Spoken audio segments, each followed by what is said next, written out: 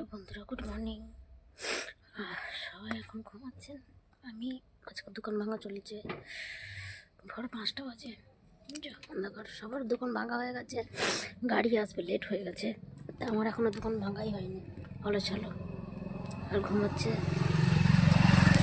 স্বামী যান, উঠালাম, উঠলো না কো, গাড়ি চলে এলে তো অনেক সর্বনাশ হয়ে যাবে। ভালো আমি দোকানটা ভেঙে নিই, দেখি বাইরে দিয়ে যাই।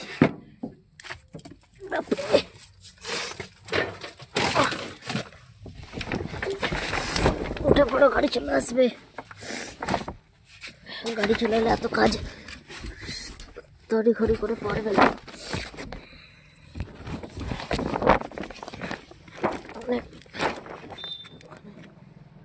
ভোর এখন চারিদিকে।